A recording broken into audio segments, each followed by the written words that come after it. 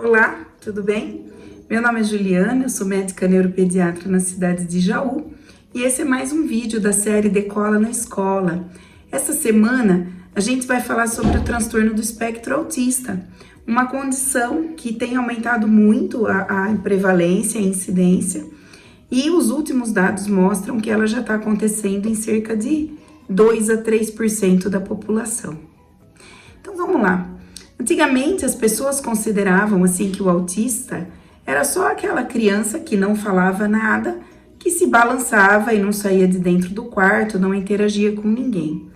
Tanto que hoje em dia muitas pessoas ainda ficam surpresas, espantadas, quando recebem o diagnóstico de autismo numa pessoa, num jovem ou numa criança que fala, que se comunica, embora essa criança tenha outras dificuldades, né? Então, hoje em dia, os critérios foram ampliados, né? Então, quando a gente fala de aumento da incidência do autismo, nós temos algumas questões que fizeram isso acontecer. Uma delas foi a ampliação dos critérios diagnósticos. Então, casos mais sutis, né, que antigamente não eram diagnosticados, hoje em dia já entraram no transtorno do espectro. O espectro é porque é um leque de gravidade, né? Você tem desde casos com bem maior comprometimento a casos mais sutis, e esses sutis passavam muito tempo sem diagnóstico. E com o tempo, com os estudos, perceberam que essas pessoas que tinham aqueles sintomas, mas numa intensidade menor, acabavam tendo comprometimento da qualidade de vida, do rendimento, da funcionalidade, e estavam sem diagnóstico. Então, houve um aumento, pela mudança de critérios diagnósticos. 2, pela acessibilidade das pessoas a esse diagnóstico. Como se tornou uma condição muito mais conhecida, então hoje em dia se faz muito mais a suspeita e o diagnóstico do transtorno nas crianças, né? E 3, porque provavelmente tenha tido um aumento verdadeiro da incidência. Por quê? Por questões provavelmente de influência ambiental que alteram as questões genéticas, né, na epigenética que a gente fala. Então, a idade paterna mais avançada, então casais tendo filhos após os 40 anos, né, a fertilização in vitro, a prematuridade, o uso de drogas durante a gestação, o uso de algumas medicações durante a gestação, né? E até se aventa as questões a respeito de agrotóxico, da nossa alimentação mais inflamatória, uma vez que condições inflamatórias na mãe durante a gestação aumentam o risco de autismo, não é? Então, o autismo obrigatoriamente é uma condição do desenvolvimento. Então, os sinais devem aparecer na primeira infância, mas eles podem ser mal percebidos enquanto a demanda não supera a capacidade de adaptação do indivíduo. O que é isso? Isso é uma coisa muito comum. Quando você pega um bebê que está em casa só com a mãe, com o pai ou com a avó, que não tem convívio com outras crianças, que não tem uma demanda muito grande, mama, dorme, não sai muito de casa, muitas vezes a família não vai perceber dificuldade nessa criança. E a hora que ele vai para a escolinha, a escola então chama, né, acende o alerta para a família de que aquela criança não está com um desenvolvimento adequado e apresenta um comportamento diferente dos coleguinhas, não é? E aí, quais são os critérios diagnósticos obrigatórios, sem os quais não é autismo? São 3, minha gente. O primeiro é um déficit. Eu quero deixar claro que déficit não é ausência, tá? Déficit é dificuldade, não é dentro do esperado para aquela faixa de idade, tá? E para aquele nível de funcionamento intelectual. Um déficit na comunicação não verbal. O que é comunicação não verbal? Não é fala. Não verbal é o gestual. Então, é a cara, a expressão facial, o dar tchau, o mandar beijo, o apontar o desejo, compartilhar os interesses, né? Então, eu olho para onde minha mãe tá olhando, né? No colo da mãe.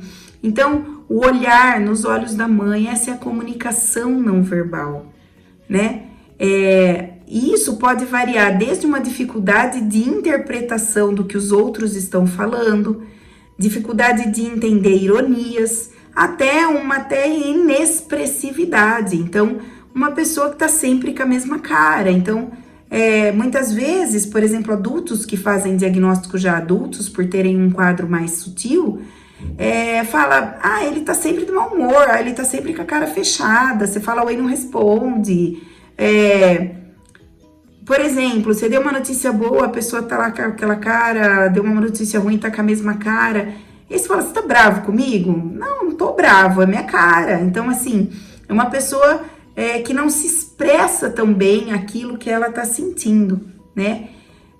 Isso, então, é a comunicação não verbal. O outro critério é o déficit para iniciar e manter relacionamentos interpessoais. Então, assim, ou essa criança tem uma dificuldade de chegar nas crianças e se apresentar, e adultos também, né? Chegar num lugar novo, se apresentar, fazer novos amigos, iniciar um diálogo, puxar assunto, ou ela inicia isso de uma forma inadequada. Então, assim, uma criança que é muito, digamos assim, sem freio, abraça qualquer um muito tempo e fica abraçando e a pessoa já tá incomodada e ela querendo insistir num comportamento que não é muito agradável às vezes, né? Às vezes invasivo até do espaço do outro. Então esse é um outro mito, as pessoas acham que o autista não quer chegar perto de ninguém. E às vezes não tem nada disso, às vezes eles são até muito entrões, digamos assim, eles podem ser, né? Dele não saber respeitar esse limite pessoal da relação entre duas pessoas, né? Então, como é um espectro, tem variáveis para todos os sintomas. E é por isso que tem uma diferença muito grande entre as pessoas. Mas sempre vai ter uma dificuldade de regulação social.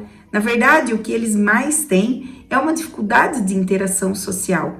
Uma dificuldade de se envolver em conversas que tenham troca de turno. Ou seja, quando eu converso só sobre o assunto que é de meu interesse. Se muda o assunto, eu fico meio sem saber o que falar, sem saber o que responder, ou às vezes eu até posso virar as costas e sair andando. E nisso, as mulheres acabam sofrendo muito sem o diagnóstico. Por quê? A gente tem hoje em dia mais ou menos uma prevalência de 3:1, meninos para meninas. E o que a gente acredita é que essas outras meninas estão por aí sem diagnóstico. Porque as meninas que têm uma linguagem mais funcional, ou seja, elas falam o que elas precisam, e não têm deficiência intelectual, a mulher tem uma capacidade de imitação, camuflagem social muito melhor.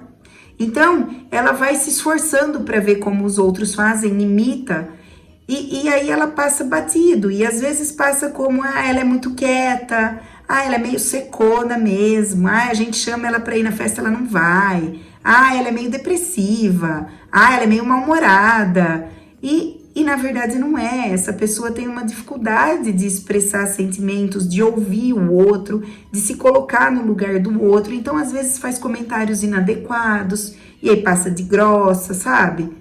É muito triste isso, porque muitas jovens meninas autistas procuram a gente por depressão e não faz nem ideia que é autista. E aí você vai fazer um questionamento, um levantamento desde a infância, você vê que essa criança tem seletividade alimentar, tem incômodo com sons e barulhos, tem uma certa repulsa de ouvir falar sobre a vida alheia, não quer saber da vida dos outros, quer ficar na dela. E às vezes, como a área de hiperfoco da mulher são coisas mais sociais normais, por exemplo, pode ser o gosto por um cantor, por uma série de TV, e aí fala, ela é assim, ela gosta de ficar em casa, só assiste isso, só pensa nisso, e ela não gosta de sair. E aí você começa a ver uma dificuldade, outra dificuldade, teve dificuldade na escola, e tem uma dificuldade de percepção de ironias, de piadinhas, de duplo sentido, porque eles têm uma linguagem mais literal, né? Então essas pessoas sofrem muito, não é? Por quê? Por causa da dificuldade de criar empatia com ela e pelos outros, né? Tanto dela para os outros, como dos outros para com ela. Então esse é o segundo critério, a dificuldade de iniciar e manter relacionamentos, né? Por quê? Pela dificuldade de se colocar no lugar do outro, pela dificuldade de troca, de turno, quer dizer, agora é sua vez de escolher a brincadeira, agora é a minha. Essa dificuldade, essa rigidez dificulta relacionamentos. E o terceiro critério obrigatório é o padrão rígido de comportamento, né? Então, em que você daquele jeito é daquele jeito. Então, às vezes, você, em criança pequena, às vezes é difícil diagnosticar isso, porque é comum em criança pré-escolar, ele gostou de um desenho, ele vai assistir 200 vezes aquele desenho. Ele tá na fase do Batman, dorme de roupa de Batman, toma banho com roupa do Batman, quer o Batman, a festa é do Batman. Isso é comum nas crianças pequenas. Mas você vai ver que com o tempo isso não melhora no autista, né? E acaba sendo bem inadequado a ponto dele deixar de brincar com outras crianças, porque afinal não é a área dele de interesse, e aí ele vai preferir ficar sozinho brincando com as coisas dele, né? E o padrão rígido pode ser até, por exemplo, com uma rotina, como por exemplo, tem que fazer um percurso tal para ir na casa da avó, toda vez que passa na avó tem que ir na sorveteria ou na padaria antes, e aí se não vai a criança fica irritada, ou ela só janta depois que tomou banho, então se não tomou banho ela não vai comer, ou ela só come em tal pratinho lá, no pratinho azul, que se não for aquele prato ela não come, ou, quer dizer, são várias situações em que tem que ser tudo do mesmo jeito. No adulto, às vezes, quando vai sair, só vai no mesmo restaurante, só pede o mesmo prato, só faz aquela coisa, é sempre tudo muito igual.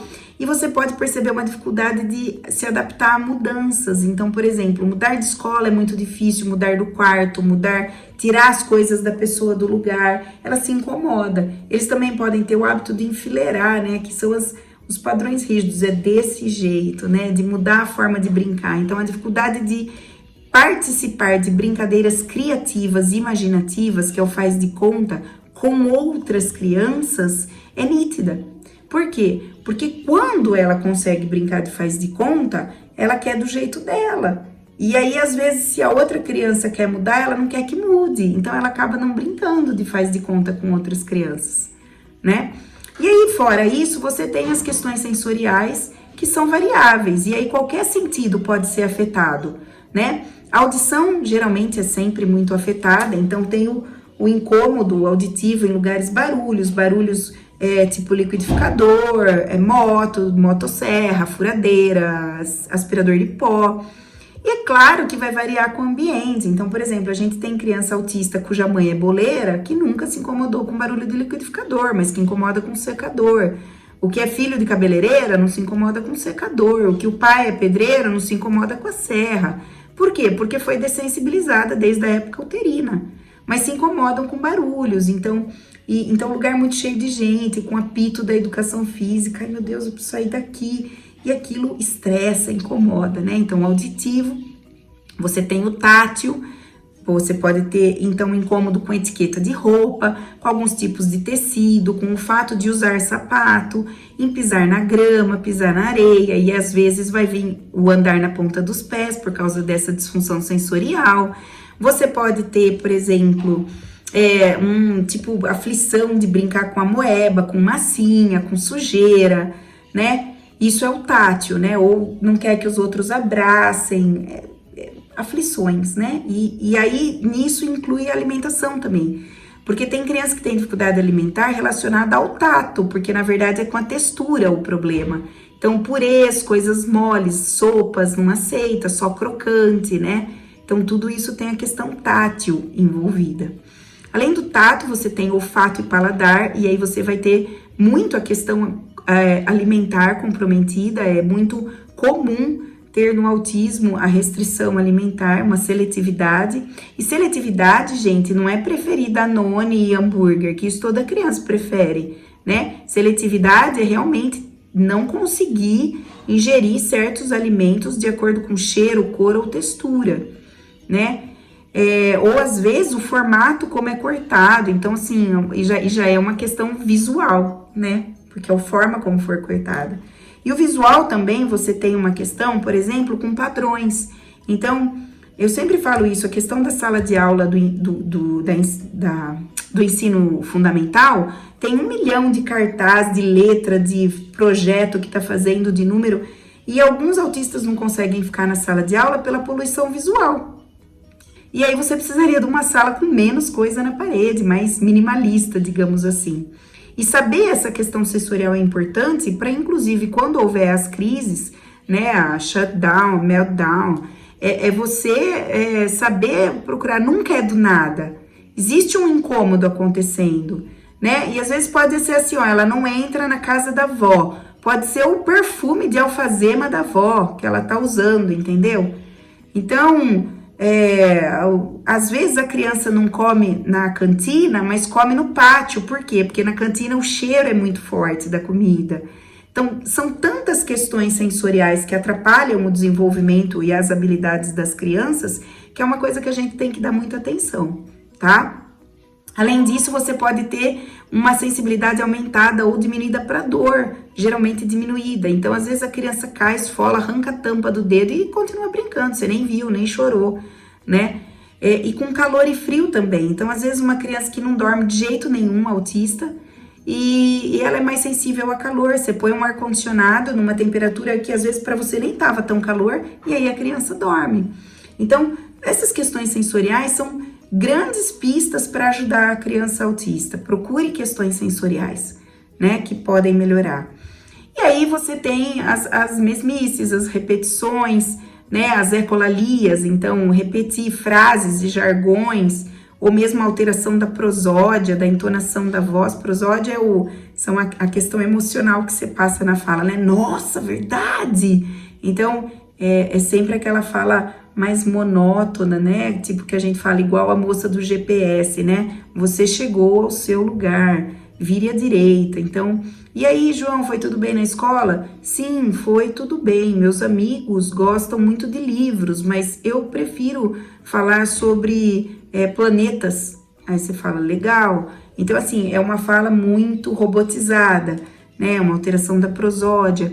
Então, gente, veja bem, tudo isso tem que afetar substancialmente a vida da pessoa. Então, hoje em dia, a gente vê muita gente bem funcional se declarando autista, que assim, a gente não avaliou a pessoa, a gente não pode julgar, mas assim, você tem que ter um pé atrás, porque senão todos nós vamos ter diagnósticos de alguma coisa, né? Tem que haver comprometimento clinicamente significativo. O que é clinicamente significativo? Essa pessoa tem sofrimento por causa dessa dificuldade dela. Então, essa pessoa realmente não consegue manter emprego, essa pessoa nunca conseguiu ter um amigo e nunca soube sair de situações difíceis por não saber conversar. Essa pessoa entrou em quadro depressivo, o que acontece muito. A comorbidade do autismo com hiperatividade, com ansiedade e com depressão é altíssima. E autistas têm 8 vezes mais risco de tentativa de suicídio. Por quê? Pela dificuldade de ter esse amparo social.